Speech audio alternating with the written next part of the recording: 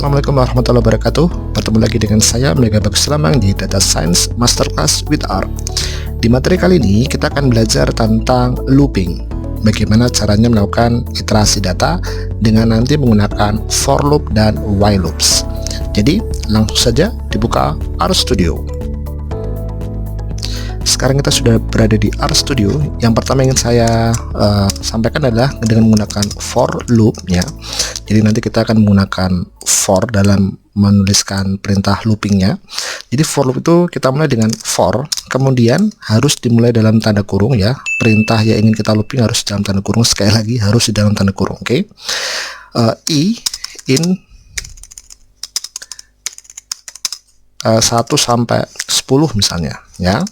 Kemudian kita cukup ingin mencetak print I misalnya. Maka kalau seperti ini maksudnya adalah saya ingin melakukan iterasi dengan nama indeks I. I ini bebas ya. Saya tulis di sini. Pilihan huruf I itu bebas ya. Biar nggak bingung saya kasih jarak ya.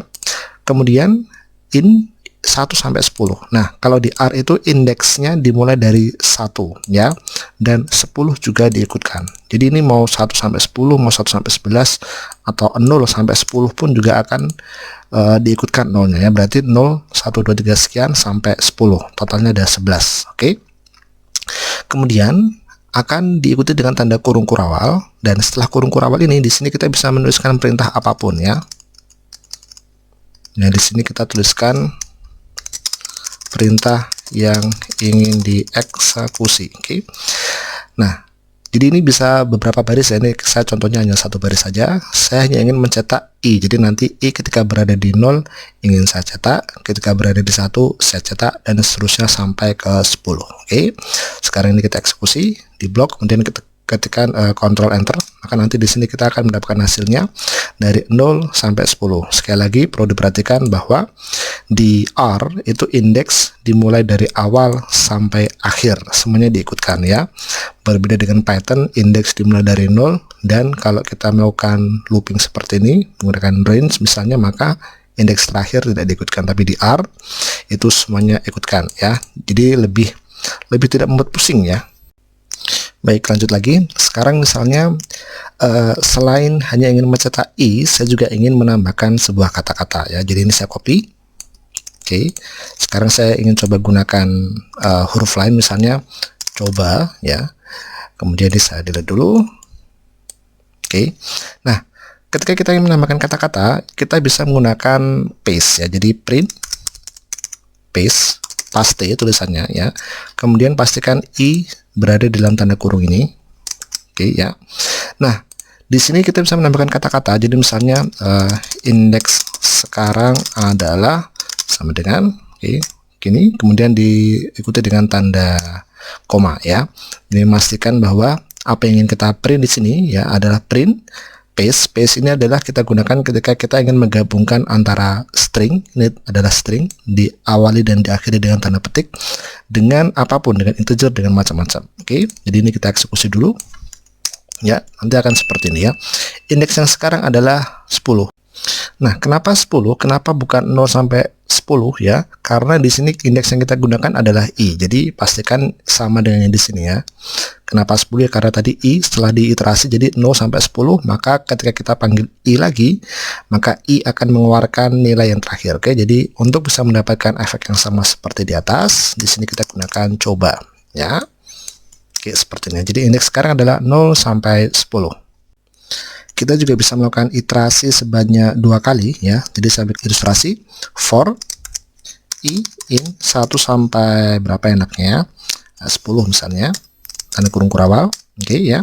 Nah, di sini kita gunakan lagi for, tapi kali ini gunakan indeks lain, mau A mau B ya. Biasanya kalau saya I pasangannya J ya. For J in 1 sampai I, oke. Kurung kurawal lagi. Oke ya. Nah, artinya apa? Artinya ini akan melakukan iterasi I dulu 1 sampai 10. Oke. Nah, sekarang dia berada di sini. Jadi ketika dia melakukan looping J, I sedang berada di 1. Ketika nanti J selesai semua ya, maka dia langsung naik lagi ke I. Sekarang I-nya ada 2. I-nya 2, muter lagi, looping lagi. Setelah J-nya selesai, I sama dengan 3, dan seterusnya sampai I-nya 10. Oke, jadi bisa dipahami ya. Nah, di sini saya ingin menggunakan sebuah perintah unik ya, yang disebut dengan CAT ya. CAT itu adalah print, tapi dia tidak di enter. Jadi kalau dilihat di sini, setiap kita selesai menyelesaikan atau mengeksekusi satu baris, maka perintah print ini akan mengeksekusi di bawahnya lagi ya. Jadi ini cetak, bawahnya lanjut, kayak enter lah ya, lanjut dan seterusnya. Nah, kalau CAT dia tanpa, saya tambah di sini, CAT itu print tanpa spasi enter ya. Oke. Kemudian CATJ saya lanjutkan lagi dengan, jadi setelah dia selesai looping J, jadi ini milik J ya. Nah, sekarang di sini adalah milik I ya. CAT. Kemudian saya tambahkan lagi agar dia berpindah ke garis selanjutnya. Jadi kalau setelah tadi kita menggunakan CAT agar tidak ada spasi enter, sekarang CAT dengan garis miring N justru akan menghasilkan spasi enter. Oke. Jadi kalau ini kita eksekusi hasilnya seperti ini ya, 1 sampai 10. Jadi biar tidak bingung ya, yang saya maksud adalah kita ingin mengiterasi I 1 sampai 10, oke. Kemudian setelah setiap I jalan, ketika I adalah 1, kita juga ingin mengiterasi J antara 1 sampai I. Jadi ketika I-nya 1, J-nya 1 sampai 1, otomatis 1 ya. Ketika I-nya 2, J-nya 1 sampai 2.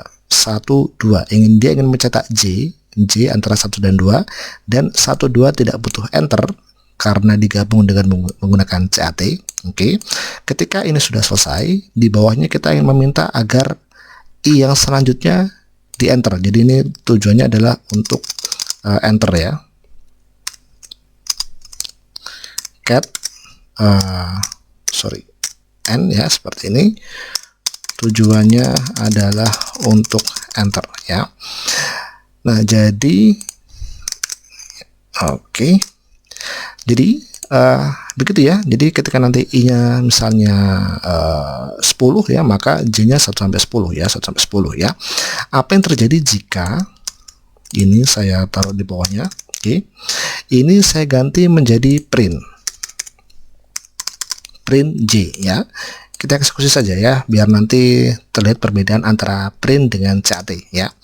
Jadi kalau print J, maka yang dihasilkan adalah dia menggunakan ya seperti ini ya. Jadi ketika I-nya adalah 1, maka J-nya otomatis 1 ya. 1. Nah, perhatikan di sini, karena dia print J, maka di enter. Oke, di enter. Oke. Kemudian setelah di enter, tambah lagi enter di sini. CATN, jadi enternya double ya. Coba kalau ini saya hilangkan ya, saya hilangkan, maka nanti dia enternya tidak double ya. Oke, seperti ini ya. Perhatikan, malah bikin ruwet ya. Jadi 1, 1, 2, 1, 2, 3, 1, 2, 3, 4 ya, dan seterusnya. Oke. Jadi itu kegunaan dari CAT dan print ya. Oke. Tapi intinya yang ingin kita bahas adalah for loop ya. Jadi perhatikan bahwa kita bisa melakukan for loop 2 tingkat, for loop 3 tingkat, 4 tingkat, dan seterusnya. Mau pakai I, J, K, L, dan seterusnya teman-teman bisa ya. Tapi nanti ketika kita sudah terjun langsung ke lapangan, penggunaan for loop ini terkadang kurang efisien ya, karena kalau iterasinya banyak, misalnya kita punya data frame, tabel, Excel, atau apapun yang jumlahnya ratusan, ribuan, maka menggunakan for loop dirasa tidak efisien. Nanti ada saatnya kita harus menggunakan fungsi dan macam-macam ya. Baik, lanjut lagi ya. For loop, selain kita bisa menggunakan iterasi untuk angka imajiner itu maksudnya kita tentukan sendiri ya angkanya, kita juga bisa melakukan iterasi untuk sebuah variabel. Misalnya isi adalah sebuah variabel antara 3 misalnya 6 nih acak ya, 9, 2, 3 misalnya seperti ini ya. Kita akan melakukan iterasi terhadap isi dari variabel isi. Oke, jadi saya eksekusi dulu. Kita bisa melakukannya dengan cara seperti ini. For I ya, saya suka pakai I ya, jadi selalu pakai I ya. Jangan lupa tanda kurungnya. For I in isi kurung awal print I ya. Jadi kalau kita lakukan seperti ini, yang terjadi adalah seperti ini ya. Kita bisa menggunakan variabel isi ya, kemudian nanti akan kita jumlahkan ya. Jadi misalnya hasil sama dengan 0. Oke. Nah, di sini hasil adalah hasil plus i ya. Kemudian nanti di bawahnya ketika sudah selesai ya, print paste, saya ingin ada paste ya. Hasilnya adalah, kemudian hasil ya. Oke, seperti ini ya. Paham ya? Jadi pertama saya definisikan hasil adalah 0, kemudian for i in isi nanti ingin ditambahkan 1 demi 1 jadi 3. Nanti ketika i nya 3 keluar 3, ketika i nya 6 3 plus 6 dan seterusnya ya. Nah, kita langsung eksekusi saja ya. Oke, seperti ini ya. 3 hasilnya adalah 3, 6, 3 plus 6 9, 9 plus 9 18, 18 plus 2 3 41 ya. Jadi itu ya, bisa mengiterasi betul-betul isi dari apa di dalam variabel yang kita masukkan ke for loop. Oke, lanjut lagi, kita juga bisa melakukan iterasi untuk data list. Kalau ini tadi kita berbicara vektor ya, sekarang kita berbicara list ya. Misalnya kotak seperti saja begitu, list kita dia adalah list dari ya, dari vektor tadi isi ya. Bisa langsung tulis isi atau mau tulis ketik manual juga bisa. Saya ketik manual misalnya yang lain 1 3 6 8 misalnya. Kemudian saya tambahkan lagi adalah sebuah dataset ya, sebut saja empty cars ya. Dataset yang ada di R di materi sebelumnya bisa dicek ya. Kemudian satu lagi format koma ya, format float ya. Misalnya 89,17 ya, seperti ini. Oke. Kotak adalah sebuah list 3 ya. Ini dia. Oke. Nah, sekarang kotak ini ingin saya lakukan iterasi. Jadi sebut saja for. Kali ini gunakan A misalnya. For A in kotak print A ya, simple ya. For A in kotak print A. Jadi mengiterasi masing-masing isi dari list kemudian nanti dicetak ya, simple. Oke, kita eksekusi. Maka hasilnya seperti ini ya. Perhatikan di sini. Jadi pertama dia mengeksekusi 1368, dia ini dianggap sebagai satu item, kemudian ini dianggap sebagai satu item, dan ini satu item. Jadi dia ada 3 item ya. Maka dia artinya akan melakukan iterasi sebanyak 3 kali. Yang pertama dikeluarkan, kemudian setelah itu dataset empty card dikeluarkan, dicetak maksudnya, dan setelah itu baru angka desimal ya. Baik, lanjut lagi, kita juga bisa melakukan iterasi tapi lebih fokus kepada berapa banyak item yang ada di variabel tertentu, misalnya isi ini ya. Kita bisa melakukannya seperti ini misalnya, for i in isi, saya hanya ingin mencetak saja, print cetak, maka hasilnya seperti ini ya. 4 kali. Kenapa 4 kali? Karena memang isi ini ada 4 ya. Kita juga bisa melakukannya dengan cara lain ya, mirip, tapi kali ini kita menggunakan length. Oke, for i in 1 sampai length ya, ada fungsi length, pastikan tanda kurungnya pas ya. Jadi i mulai dari 1 sampai length. Length apa? Kita cek dulu. Length isi adalah menghitung berapa banyak item yang ada di sini ya. Jadi kalau ini kita eksekusi maka hasilnya juga sama, mencetak sebanyak 4 kali. Oke. Nah, permasalahannya menjadi unik kalau misalnya kita ingin melakukan iterasi terhadap empty cars ya. Kita cek dulu empty cars. Ini empty cars terdiri dari sekian kolom dan sekian baris ya. Kalau kita gunakan length, maka yang dihasilkan adalah length empty cars. Maka yang dihasilkan adalah lebih kepada jumlah kolom. 1, 2, 3, 4, 5, 6, 7, 8, 9, 10, 11 ya. Tapi kalau kita ingin melakukan iterasi terhadap jumlah baris, kita gunakan n row empty cars. Jadi ada n row dan n calls ya. N calls empty cars ya. N calls, n call kalau nggak salah ya. Ya, n call tanpa s ya. Jadi kalau n row adalah jumlah barisnya. Jadi kalau misalnya kita melakukan for loop, for i in 1 sampai n row empty cars ya, ini akan sering kita pakai nanti kalau teman-teman bermain dengan menggunakan data frame, tabel dan macam-macam ya. Kita gunakan n row biasanya.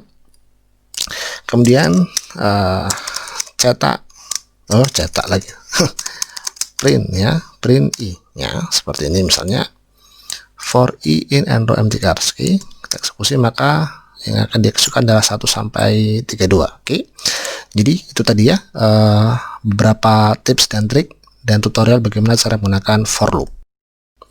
Baik, kalau tadi kita sudah belajar for loop, sekarang kita belajar while loop ya. Jadi while ini lebih menggunakan trik-trik khusus ya. Jadi langsung saja saya praktek. Misalnya saya punya variabel sebut saja dengan nama a adalah 0 ya. Kemudian while seperti biasa apa istilahnya, argumennya berada dalam tanda kurung ya. While a kurang dari 10 ya, diikuti dengan tanda kurung kurawal, otomatis kita berada di line selanjutnya. Ketika diantar dan juga otomatis ada penutupnya juga di sini. Di sini kita bisa menuliskan perintah apapun yang kita inginkan, print a misalnya ya. Jadi selama a-nya kurang dari 10, di mana a ini memang kurang dari 10, kita ingin mencetak a ya. Nah, perlu diperhatikan, hati-hati dengan while loop ya. Saya tulis di sini harus ada apa istilahnya, iterator penentunya ya. Jadi iterator penentu artinya adalah kita harus bisa mengendalikan agar looping ini bisa berhenti ya. Jadi kalau ini saya eksekusi misalnya, maka nanti akan error ya. Dia akan terus mengeksekusi karena memang a-nya ini tidak pernah, jadi ini selalu istilahnya ini selalu terpenuhi. Jadi a-nya akan selalu 0 dan ini akan terus running sampai komputernya dol ya, atau sampai listriknya mati, sampai baterainya habis dan seterusnya. Untuk menghentikan, saya stop di sini. Oke, terus bagaimana caranya agar while loop ini bisa berhenti? Caranya adalah setelah perintah yang kita inginkan ya untuk dieksekusi, maka di bawahnya kita tentukan iteratornya ya. Karena syaratnya adalah a kurang dari 10, maka di sini a harus ditambahkan ya. Jadi bisa a plus 1 ya. Atau terserah teman-teman ya, a plus 0,5 boleh, a plus 2 boleh, a kali 2 boleh ya. Intinya adalah harus ada suatu kondisi agar ini tidak terpenuhi ya, sehingga nanti loopingnya akan berhenti ya. Oke, ini saya contohnya a plus 1 aja ya, karena kita ingin mengiterasi, umumnya ingin mengiterasi 1 demi 1 ya. Jadi kalau ini saya eksekusi, oke, maka dia akan mengeksekusi 0 sampai 9 ya. Kenapa sampai 9? Karena di sini syaratnya adalah kurang dari 10. Kalau kurang dari sama dengan 10, maka nanti di sini akan sampai 10 ya. Oke, kemudian saya juga ingin memperkenalkan istilahnya ada perintah yang disebut dengan break dan next ya. Jadi break dan next ini gunanya adalah kita bisa melakukan break terhadap looping while dengan menggunakan break, atau kita bisa mengskip sebuah kondisi tertentu dengan menggunakan next. Baik, langsung saja kita praktek ya. Jadi saya ingin menunjukkan cara menggunakan break ya. Ini saya copy paste dulu. Pastikan a-nya juga di copy di sini ya, karena tadi kan di sini a-nya sudah mencapai 10 ya. Sekarang kita reset lagi jadi 0. Oke. While a kurang dari 10 bla bla bla bla bla. Kemudian di sini setelah print saya ingin ada kondisi, jadi conditional. If a sama dengan misalnya berapa? 7 ya. Kalau a mencapai 7, saya ingin break ya. Break artinya loopnya saya hentikan. Oke. Di sini saya ingin menggunakan paste 0, paste 0. Nilai a saat ini adalah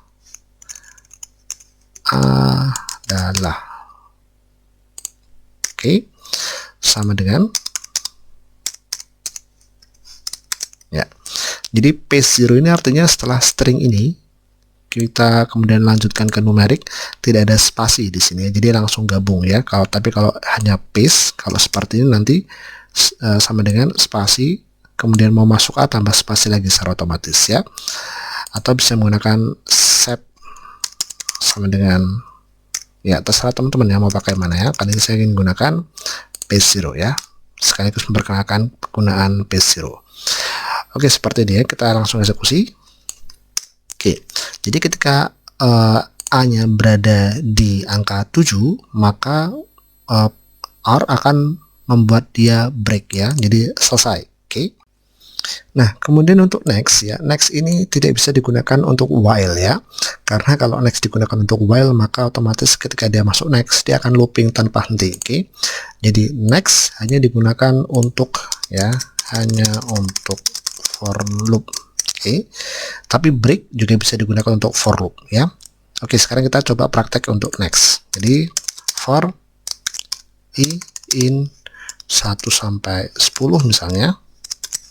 Oke ya, print i, dan nanti ketika if i sama dengan 4 misalnya, saya ingin next. Oke, coba kita praktekkan aja dulu ya. Oke, seperti ini ya.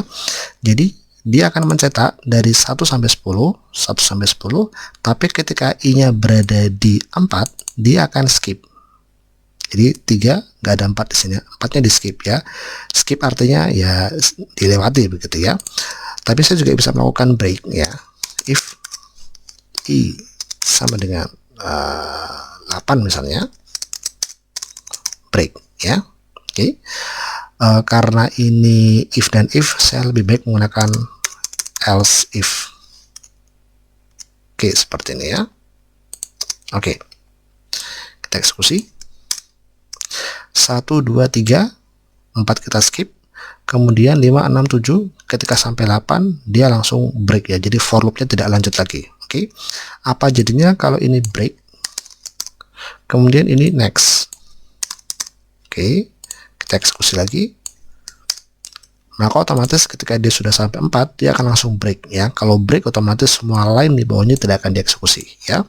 Oke, jadi itu ya pelajaran kali ini ya. Kita sudah belajar tentang bagaimana cara menggunakan for loop, bagaimana cara menggunakan while loop, iterasi vektor, iterasi tabel, and row, and column ya.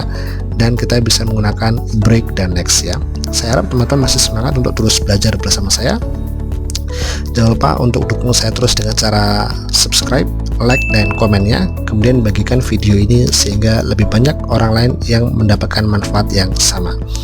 Sampai jumpa lagi, tetap semangat belajar data science bersama saya. Wassalamualaikum warahmatullahi wabarakatuh.